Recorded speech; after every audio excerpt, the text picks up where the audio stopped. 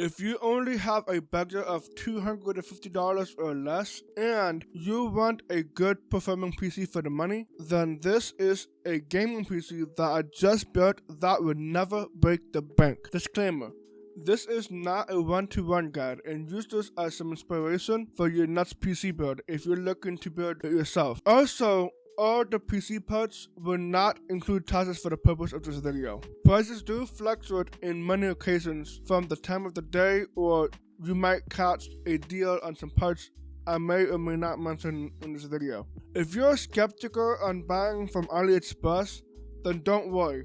It's safe as long as you buy from a reputable seller. If you don't want to wait so long, then I will show you the options after I show what parts I picked up. First off of the parts list is a CPU, which is a AMD Ryzen 5 2600. I picked it up off of Facebook Marketplace for $30, and it has 6 cores, 12 threads, and the base frequency is 3.4 GHz. And it's a 65-watt CPU, which is definitely not bad for a Ryzen CPU like this. The motherboard I picked up for this PC is a Machinist White B450M motherboard I picked off of AliExpress for $38.20, which is after the discount. It is on an AM4 platform, also has 2 RAM slots instead of 4, missing CMOS battery, which is because it is shipped from China. And it also has an M.2 slot, and you get what you pay for when it comes to this motherboard this cheap. And speaking of that, it's a thinner micro ATX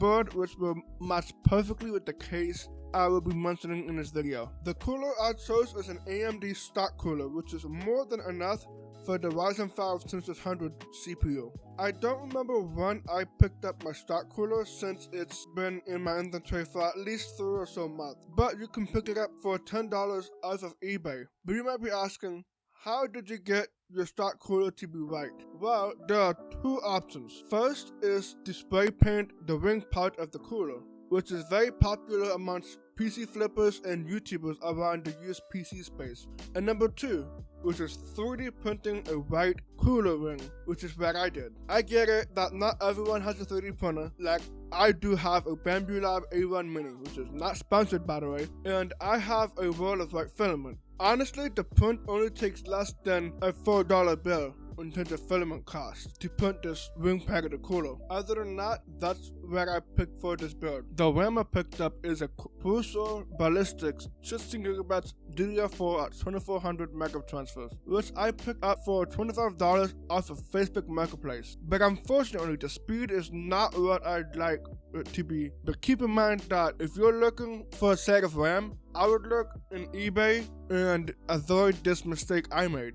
So I would recommend at least 3200 MHz, or even better if it's 3600 MHz. If you can find, since Ryzen chips loves fast speed memory. Also, one thing to keep in mind that DDR4 prices has been going up lately due to the lack of, I don't know how to say, like companies moving on to DDR5 instead of DDR4. So just to keep in mind. The SSD I picked up is a King Spec 512GB SSD, which is what I believe PCIe Gen 3, mainly because the motherboard and the CPU only supports Gen 3 and not Gen 4. So if you want to spend another $20 to $30, then I would recommend the Clev Class 1TB PCIe Gen 4 SSD, which can be great. So whenever you get to upgrade your motherboard or CPU to a newer platform, then it will support PCIe Gen 4 if you go for a B550 board or better, along with any Ryzen 5000 chips that supports the new PCIe generation, since the SSD can hold Windows and a few games from the Steam library. The power supply I chose is an EVGA 650BQ, which is an older model.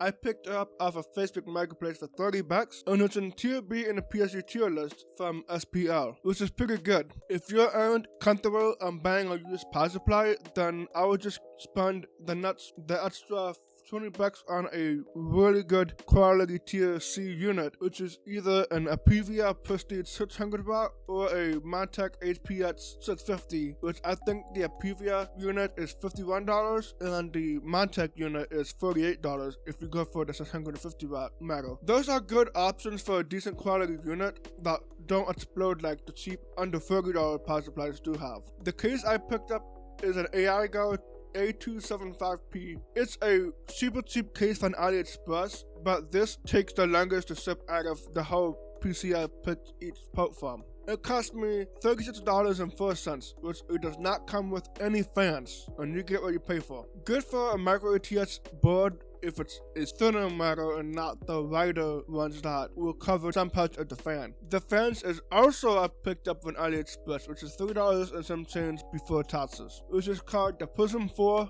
ARGB fans, which has a cool little infinity mirror on the sides and the middle part of the fan. And honestly, it looks pretty damn good for a white bird like this. And lastly, saving the best for last, which is the GPU. I picked up the GTX 1070 8GB for $50, which is a crazy deal, but unfortunately Nvidia dropped driver support for an already good GPU, which it sucks, but that does not mean it will not run well. It will perform well for esports games like Apex Legends, Marvel Rivals, and maybe even Fortnite, and so much more, and you will see the benchmarks later on. Now, if you don't want to buy from AliExpress for whatever reason, here are the options, but you will have to do some deal hunting to grab the parts for a similar price I have, and it will take some time and patience. For the motherboard, I would recommend to look on eBay for a good B450 board under 50 to 55 bucks. Can't say anything specific, but it is the used market. Feel free to join my Discord server if you have any questions about any of the stuff I mentioned here. For the case and the fans, you can just pick up any case of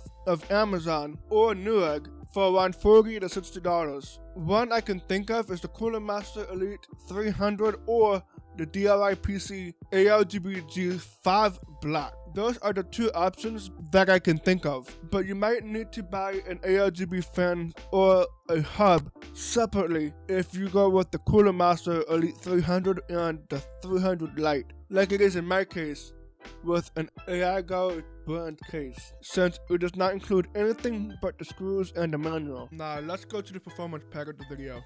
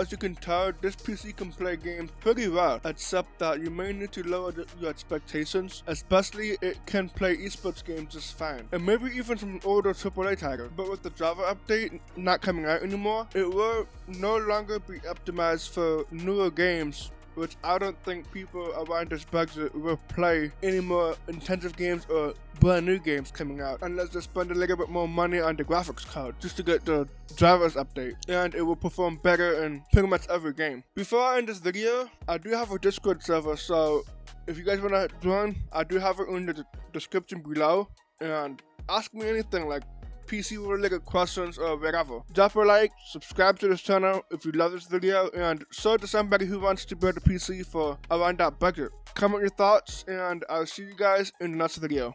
Peace.